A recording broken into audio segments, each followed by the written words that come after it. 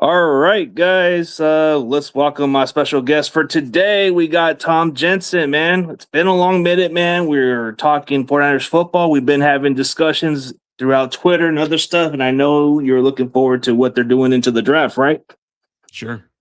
Good to be with you, CG. Appreciate the invite. Always, man. Anytime. How do you feel about the Niners offseason so far?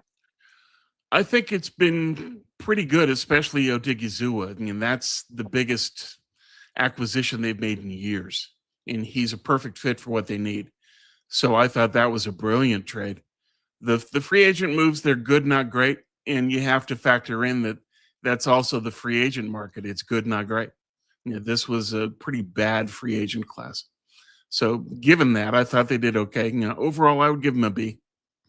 Okay. So, what would be your most critical offseason signing that you would have to give the Niners most flack on, which we all got to be straightforward about? That they haven't done nearly enough at guard and that they ignored safety. I agree. Jones and Toth, okay. Unless they're looking to draft a guard, I don't really have that much confidence in either one. Yeah, with the way they're drafting, it's kind of like you lose hope out of that, you know? Right. It's Kyle. Is he going to pick an But offensive lineman? Probably not. Probably later, but nothing less. Yeah, not early. Or is he going to go running back? I hope not. He always tends to go for running back. Running back might be the worst position in this draft. It's not good. I hope that's not the case. I hope it's not the case. I hope we just get one undrafted instead. Yeah, I would think so. And now that they are showing an interest in Najee Harris, I don't think there's any reason to draft a back. Probably so. If we do get him, that would be like, but then what's the point of them? They're going to overuse McCaffrey.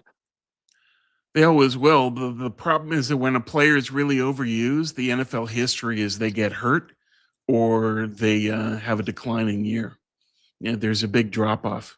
Now, Saquon last year is one example where he had the huge year, and then his follow-up year wasn't as good.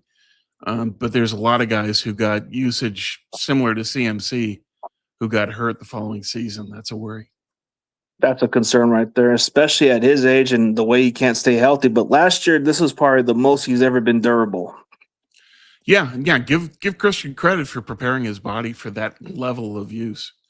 And part of the reason why you then bring in a Mike Evans is to reduce the workload for McCaffrey. Absolutely, man. But was the Mike Evans signing kind of a bit of a interesting pickup, or did you think they should have went with somebody else? I think that he's good for what they need. They need a number one receiver. They need somebody with size that Brock can see. They need a guy that's adept at running in breaking routes and has very reliable hands and is great in the red zone. So I think he fits. It's just of Mike Evans are you getting? We don't really know since he was hurt most of last year. Yeah, that's a question mark because he's been mostly durable throughout his career until the last two seasons. Yeah, but that's a bad sign. Usually once you start dropping off, you continue. But we'll see. He's a good fit for the system and he's a great fit for Brock. Especially for a guy who can make contesting catches and all that stuff. Yeah, well, he's got the length to high point everything, and his contested catch rate's crazy. So, no one has more red zone targets than Mike Evans over the course of his career. He's been more trusted at times throughout his career, and he's already on his verge to being a Hall of Famer. So, right, I think he just wants to have one last run for the ring, but we'll see. Yeah, well, we'll see how he produces, and if he does, then they can bring him back for a second year. But they did a good job in structuring the contract to reduce their risk. Yeah, and the contract's actually a bargain because a lot of teams were thinking maybe we might have offered more than the Bucks, and no, that's not the case. The Bucks actually offered a lot more than anything else. I think Evans was worried about his touches in Tampa. That you've got the Ibuka, you got Chris Godwin. Is he going to get third receiver touches and targets? I think that's part of why he decided not to stay in Tampa. I think that's why it was the case, because when they drafted this Ibuka guy, he was already emerging, and then even when Evans came back, he just wasn't going to be the guy for too long. So I guess that made a lot of sense, and a fresh start, change of scenery. Like, Maybe he would have preferred Buffalo, but they didn't show no. I mean, they showed little interest, if I'm mistaken, but not as much Yeah, interest. well, I think that Buffalo kind of psyched themselves out that he's going to ask for too much money. And the Niners just said, no, we can structure this deal in a way that can work for both of us. And they did. But I think also that he has a lot of belief in Kyle, and that's part of the reason he's here. For sure. And then you look at Christian Kirk, which was a interesting pickup. I thought maybe we could have got Hollywood Brown, if I'm being honest. But how do you feel about the Christian Kirk pickup? When he's used, he can be effective because you look at the Pittsburgh playoff game and he had 8 catches, 140 yards, and a touchdown. So it's when you use him, he can deliver. It's just, can he be a consistent receiver and a consistent playmaker? That's what they don't really know. Can he stay healthy? But to me, he's a hedge where it's just you have him as an insurance policy in case Pearsall goes down again, in case Mike Evans goes down. At least you've got a receiver that's highly capable, especially if he has to fill in when other guys go down and he's targeted. He's proven that he could deliver on that. Yeah, that's what he's shown in the playoffs. And then, Right. I mean, you look at other spots, like the way you're saying, he's a good insurance policy, and it doesn't rule out us drafting a receiver regardless. Well, it's Kyle. Kyle's going to take as many receivers as he can get away with until Lynch locks him in the broom closet. It's just Kyle's going to get his receivers. Oh, of course. It's gotta be like I gotta have it type of receiver toy. Right. But it's like you can't deny Kyle at Christmas time. yeah, so the first 2 free agents are wide receivers. The first pick is a wide receiver. It's just calm down, Kyle. I gotta have this. Is what it is. It's we'll see what they do. I'm hopeful that they'll be open to taking edge in the first round. I think that's something that could be warranted. And Lynch has said that's the biggest need, but it's Kyle, and I think that Kyle is going to want a wide receiver, and the 30 visits would indicate that's what he's doing. When you bring in Cooper and Concepcion in Boston, for all of them for 30 visits, kind of signals what you're trying to do in the first. Seems like they're interested in those 3 receivers, but I think it doesn't rule out other options, like you said. Like pass rusher is another thing we can address, but I don't think we need to get any Mikael Williams type pass rusher because I keep hearing this Kendrick Falk guy. He just seems like another Mikael Williams. Yeah, well, Kendrick Falk is what happens if Saleh was still the defensive coordinator. Now that it's Raheem, he's going to want a guy with a pass rush bag, which isn't Falk. He's going to want a guy with speed. He's going to want a guy with explosion, length, and pass rush skills. And that eliminates Kendrick Falk, Zion Young. So. I don't think they're looking at either one of those. I think that they're going to look at pure pass rushers. And is it in the first? Is it in the second? We'll find out. But it's going to be interesting to me what happens with the other 30 visits. Are they going to talk to players who are expected to go at 27? Then we can say it's depends on how the board falls. Yeah, like if we're looking at the guys that Raheem Morris is looking for, like he's looking for somebody that's like a Jalen Walker or a Leonard Floyd type or something like a Von Miller. Like Cassius Howell comes to mind because he's like a speed rusher.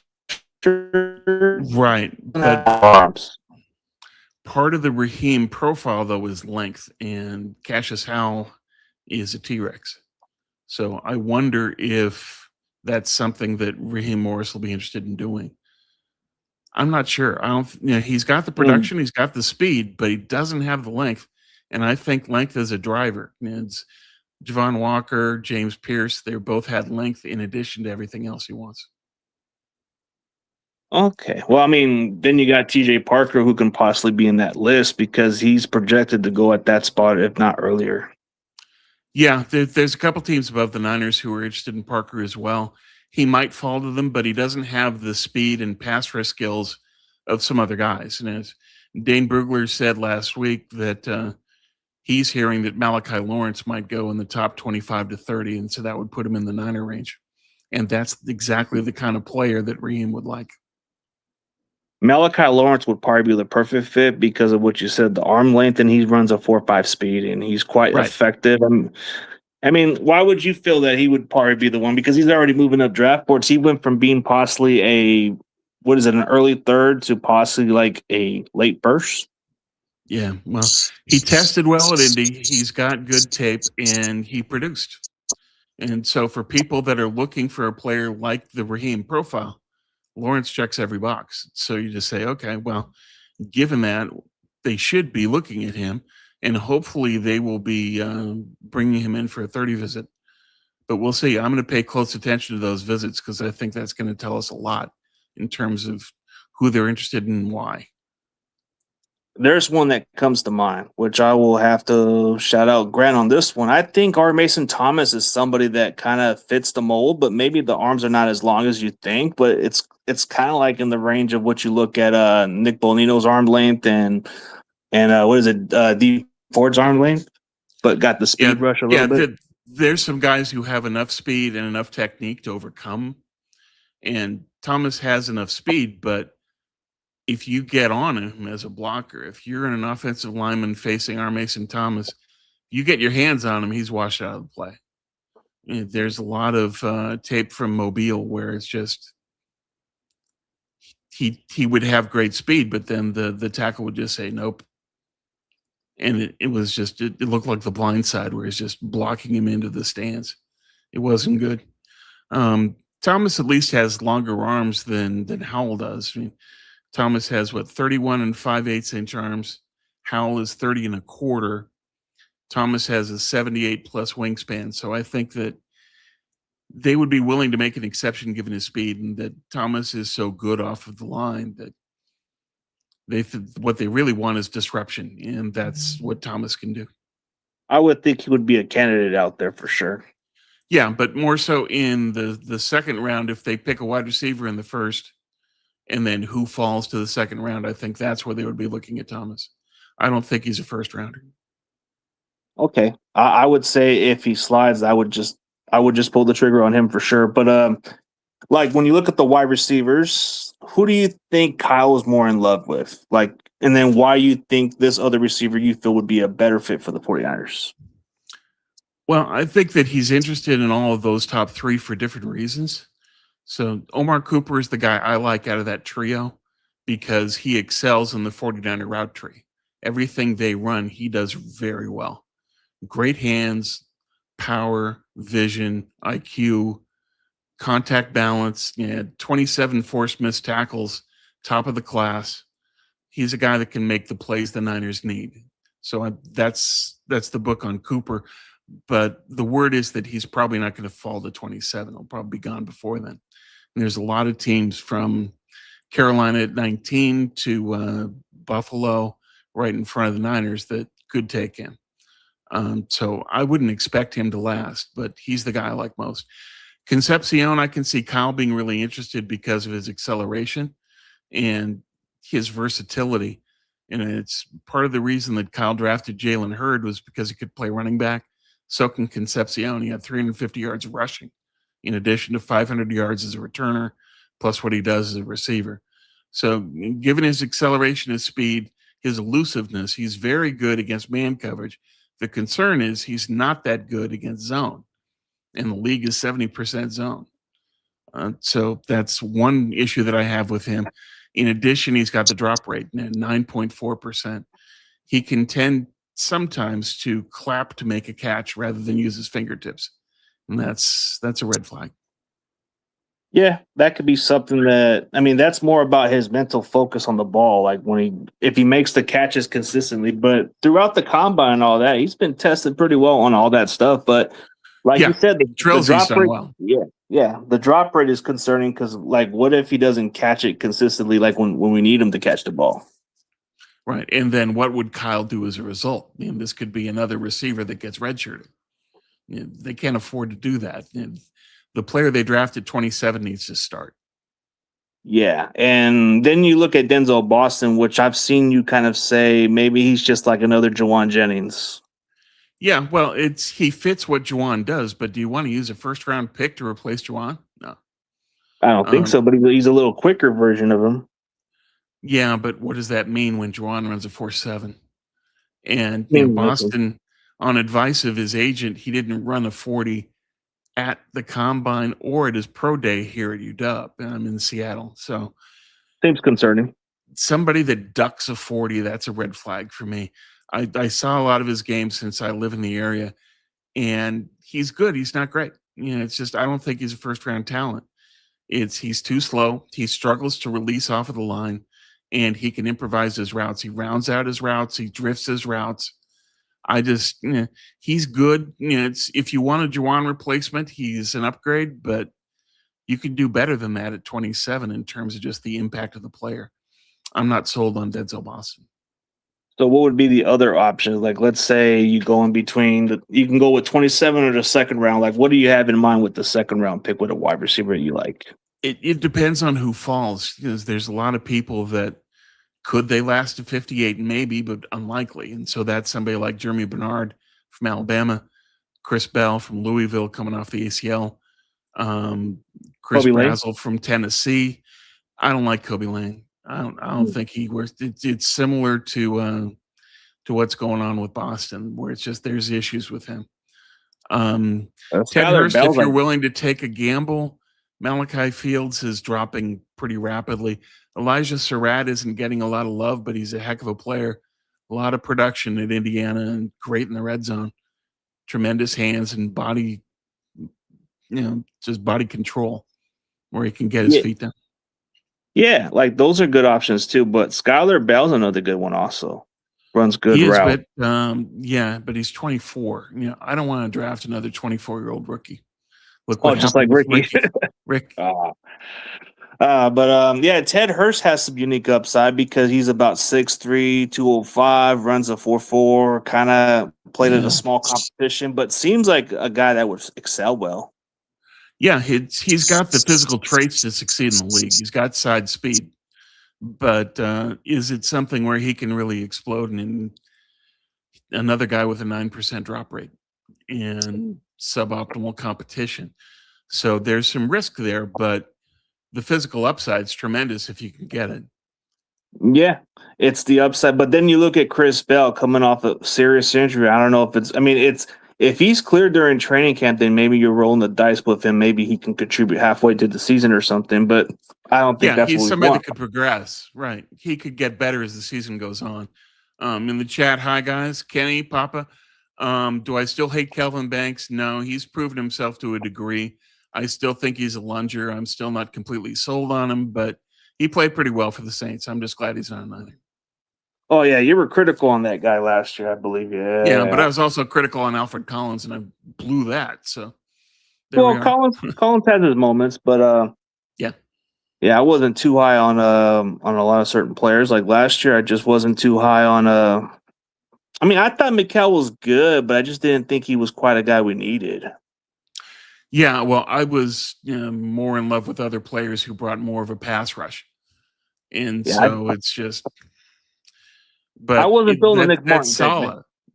Yeah, Yeah, well, I wasn't Saleh feeling the Nick wants Martin run pick. defense, and so that showed. He took 3 defensive linemen. All of them can stop the run like anybody.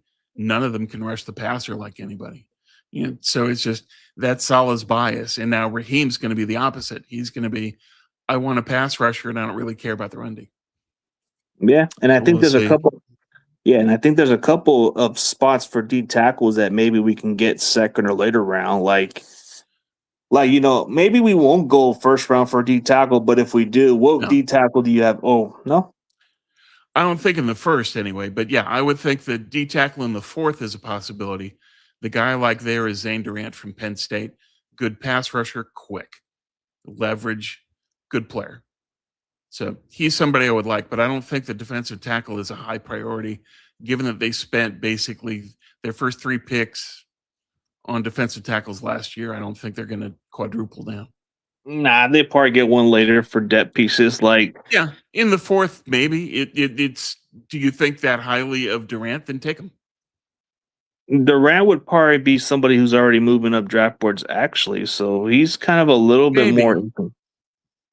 maybe, but we'll see. It's right now that he's. Let me check on the projection for him. Hold on a second.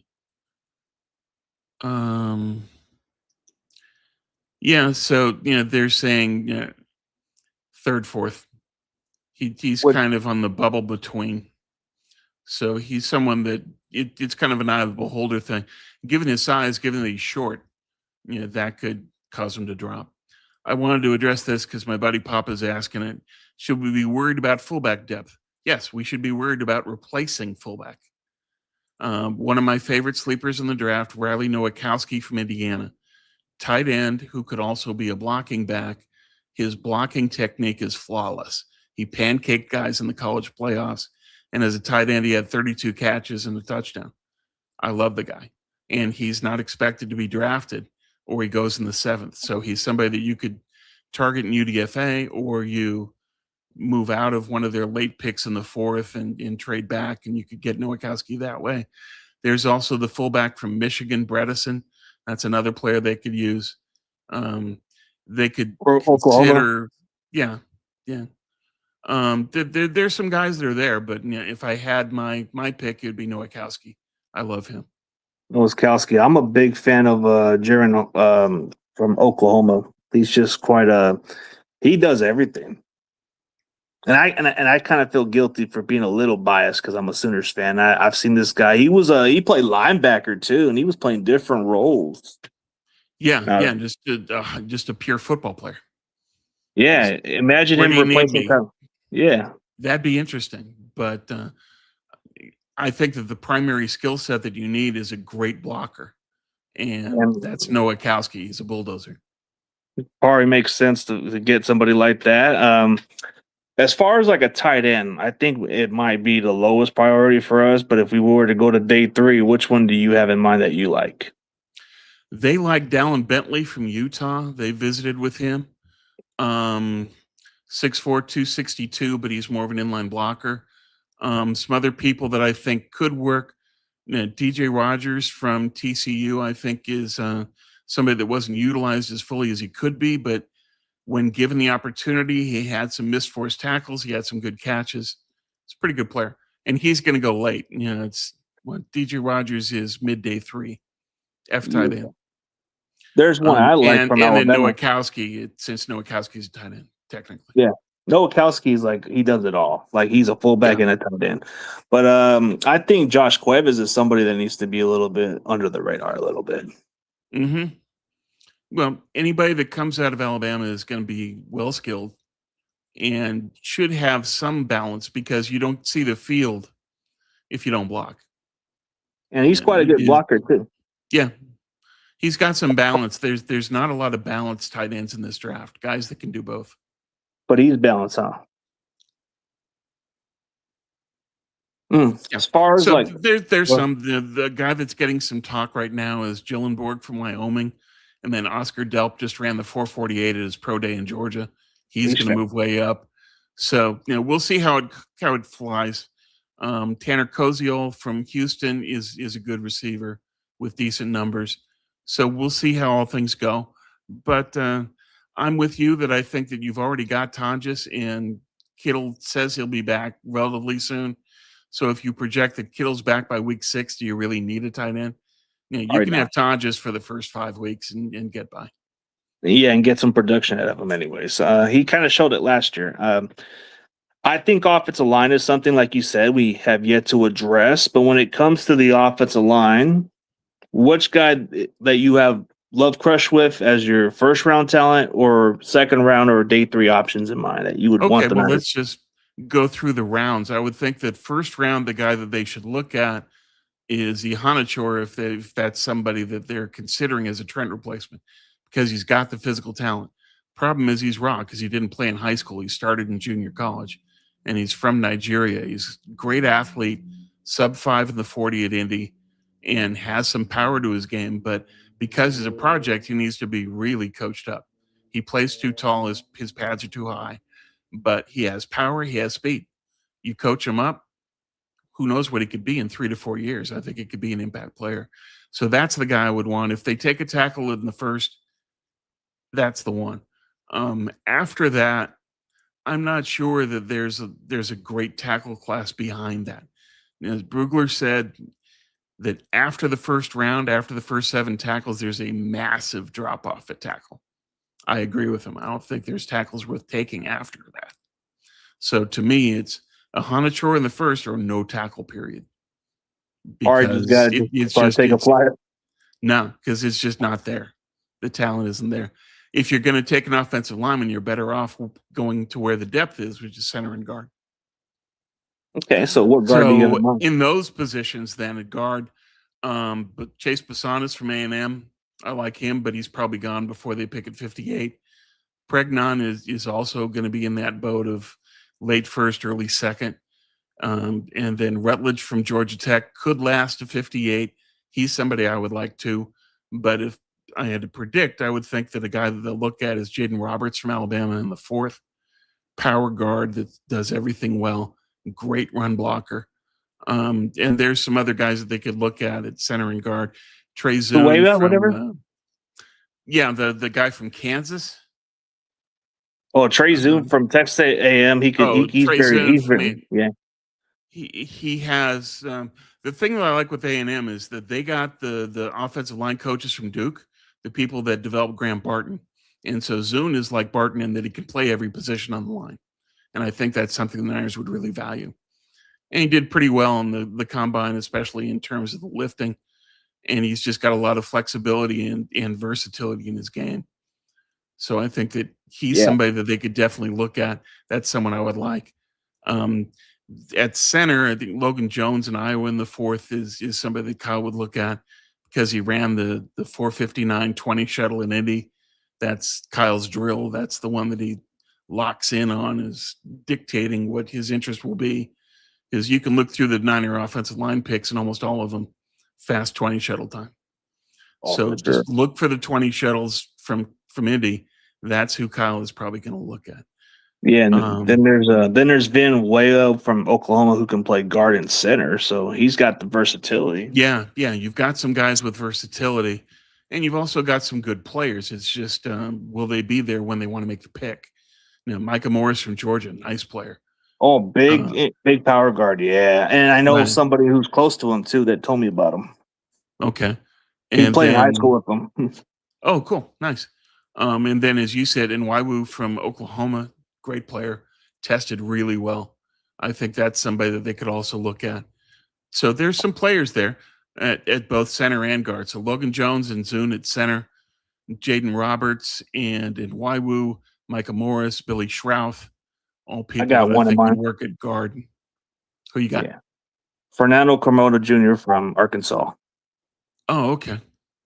He's an aggressiver. He's the one that finishes to the whistle. Like you would think of him as the Juwan Jennings of the offensive line. Just go to the whistle. Yeah, just pure dog. Pure dog, yeah. Some 6'5", 318. He's 24, but offensive lineman, you can get away with drafting somebody older, I would think. And there are some people that they visited with. Alex Harkey from Oregon is somebody they talked to, but he's 25. So it's just okay. Then that Boise State guy, Cage, what's his name? Cage from Boise State. Oh yeah, Cage Casey. I think there's some. I saw some tape I didn't like. The other tackle that's getting a lot of noise right now is Travis Burke from Memphis. There's a lot of people that like him. A ton of teams are having him in for visits. 6'9", 325, but an athlete. Yeah, exceptionally ball of clay, but down the road he could be somebody like a Honichor, where you just say, well, he could be something great later. Yeah, but a big guy, 6'9", 325. I mean, it's kind of intriguing that he might even get more attention than the other guy who plays tackle at Memphis, Chris Adams. Right. Even though as of now, Burke is lower rated, but we'll see how it all comes out. I want to say also in the chat, Kenny, thanks, man. And back at you. Appreciate it. So we'll see. Isaiah World, Kenny says, the problem with World is he's hurt right now. And if you look at the Penn State game, he got worked. And the problem with World is he doesn't set his anchor well. He needs to get some more power in his game. Once he adds that, he's a guy where once he makes the physical transition to the league, he'll be a good player. But until then, he won't. Nah, because if you see how he was playing against Indiana, man, he just got torched.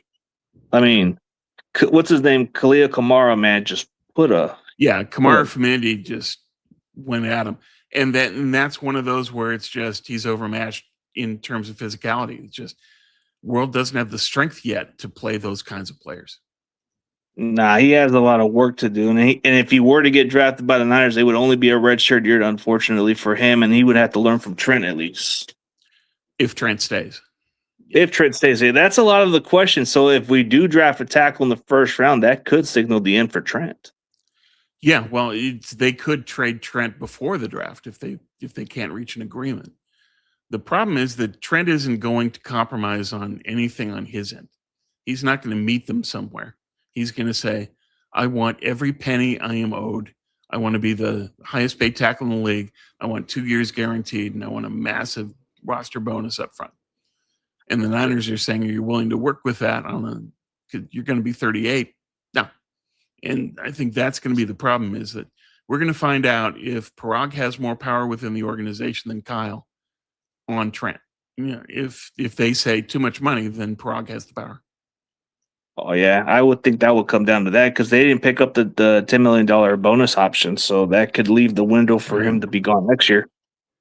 Yeah, it still folds into his contract. It's just that money he could have received right now and didn't, and he has to look at that as a negative. Ooh, Kenny kind of knows what he's talking about. Drew Shelton and Austin Barber are other options. I don't know. I think they're like listed as 3rd to 4th round grades, if I'm mistaken. Barber is a 4th round outside zone, 6'7", 318. Let me look up what we got for stats on him. 94% win rate. It's kind of low. 17 pressures against is pretty good. 3 sacks against, 7 penalties. Yeah. Yeesh. That's got to be coachable at least, right? Oh, sure. Well, the Florida kids, you know that you're going to get a good athlete. It's just, can you coach them up to an NFL level player? Yeah. But I mean, there's a couple of good ones that I looked at. Like you were just talking about Travis Burke. I think he's just slowly moving up board slowly, but I think he'll be coming up Yeah. soon. I mean, there's another guy from another small school who plays tackle, but I think time will tell if he will turn out pretty well. I mean, I like this, like the kid from Arizona State you were talking about. I think he's definitely got the potential, but I think they're going to have to swing him to guard if Trent comes back. Yeah. And well, I don't think if Trent comes back, they don't draft a Hanachor to begin with. I think that they need certainty on what's going to happen with Trent before the draft, because when you've got a draft where the tackles fall off a cliff after the first 7, you need to know that. I mean, you can't say, well, we're going to draft a Hanachor and then we'll see what happens with Trent. I don't think that's going to happen. I think they need to know That's more like your draft. Yeah, they got to know immediately soon. So, like that will give us a clue. Like if Trent's not going to come back, I could see them addressing offensive tackle immediately. It would either be Max or either be Blake Miller, from what I'm hearing about. Yeah, the problem with Blake Miller is he's literally McGlinchey's sequel. Everything that Oh, McGlinchey man, does dude. well and doesn't do well is Blake Miller. He can only play right tackle, not left. He can get ragdolled. He does good things in Oh. the run game, but I don't want anything to do with Blake Miller. I don't want Mike McGlinchey again.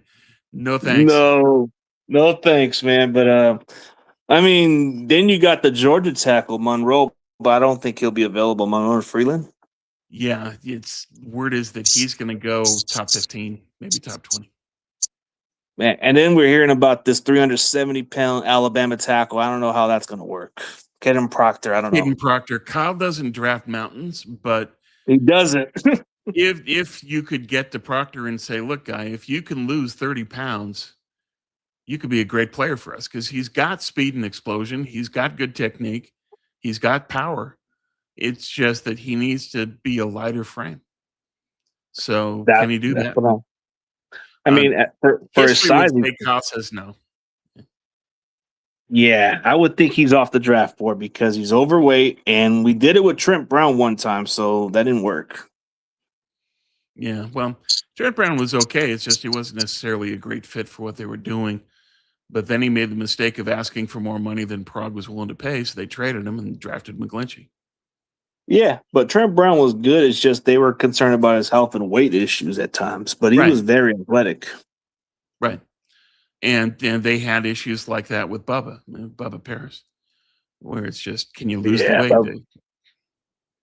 So I don't yeah, think they want to and go through that again. So while I can understand the argument for Caden Proctor, he's more of a pick that you would make if you keep Trent. But if you keep Trent, Kyle's not going to take a tackle in the first.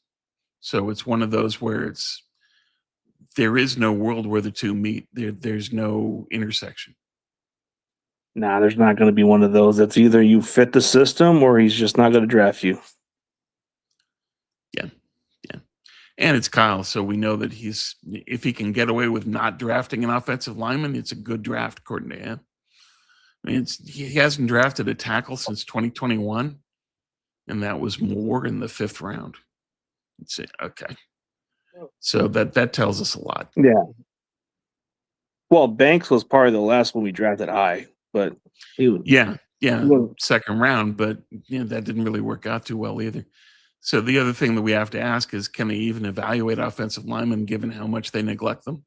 Probably not. nah, not if you have an offensive line coach who's always snorking that stuff. You just don't know what he's up to these days, man. This guy doesn't like. Yeah. He still thinks Brendo's good. Yeah. Well, I can understand it in terms of Brendel and his decision making, but in his play, there's some holes there. And he's getting up there. And it's people don't seem to realize that Brendel's 34 now. He's got a Yeah, year left. and his contract will be running by next year. So we're Right. just hoping we can get his replacement. Like Logan Jones is somebody you brought up in mind. Probably a 4th-round option, if not maybe 3rd-round pick. Well, they don't know, but yeah, he could go in the 3rd. But most mocks I've seen have him in the 4th. The center that might go 3rd is Parker Brailsford because he just has great traits. And a guy that's Ooh. really quick. But I've heard that Brailsford probably goes in the 3rd, won't last, or early 4th, but he won't last to the Niners. Their first pick in the 4th isn't until 127.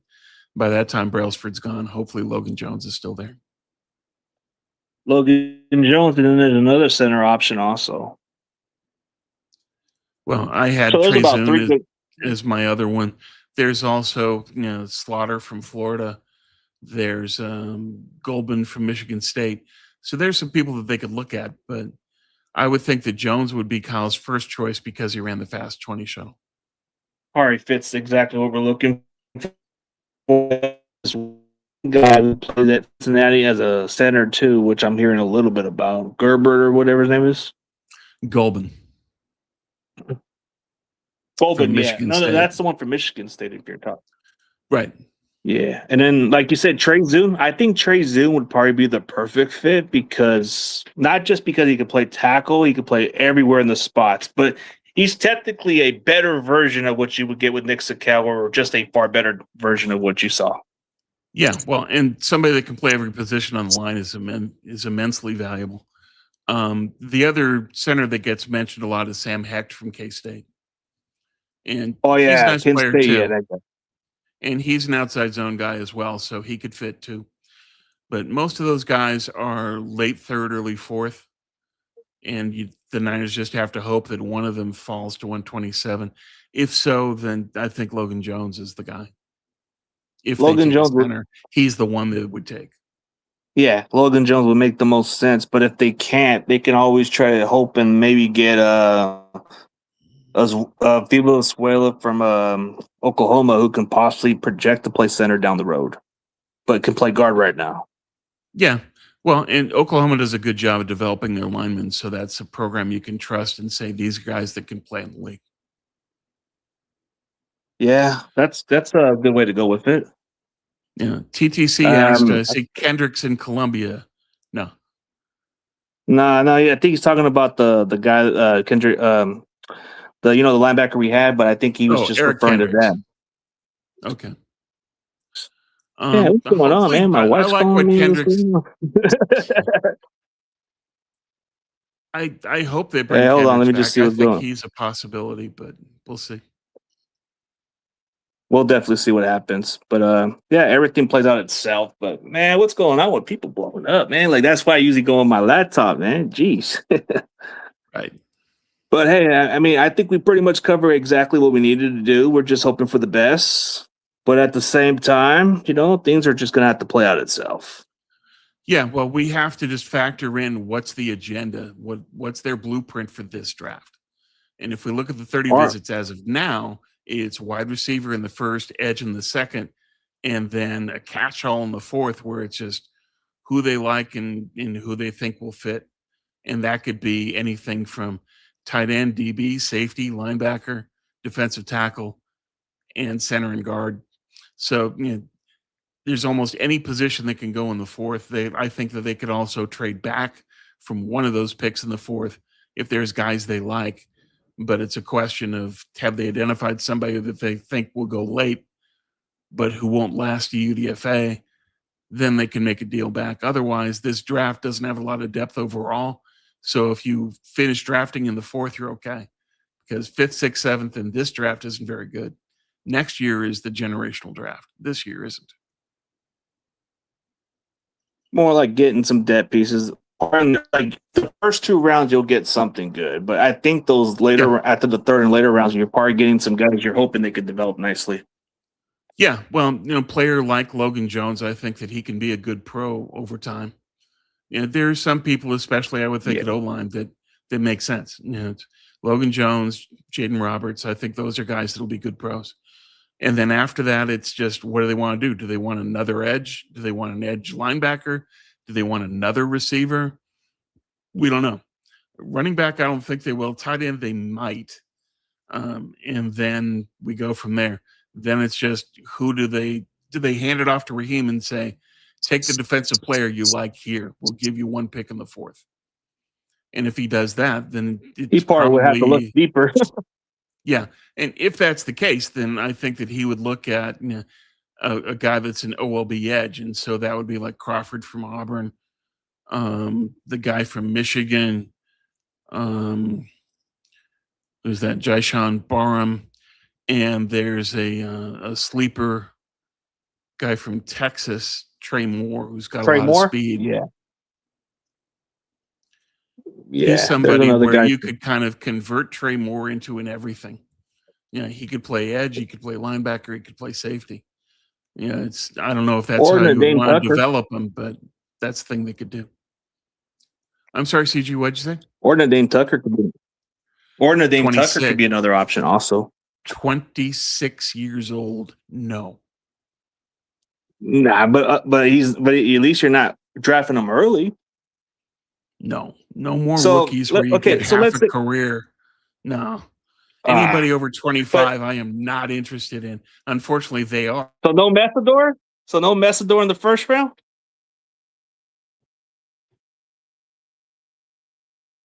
Guess we're having frozen issues. Oh, you good? Yeah, I'm all right. It's just, I don't want to go age. I don't think that's a good bet. Oh, yeah. I don't blame you on that one. But we'll see how it plays out. Maybe we can do something after the draft if you're available, bro. But definitely appreciate your time. Cool. Thanks for having me. We'll figure out something. Good time. Oh, yeah, anytime, bro. And for everybody else, thank you guys for tuning in.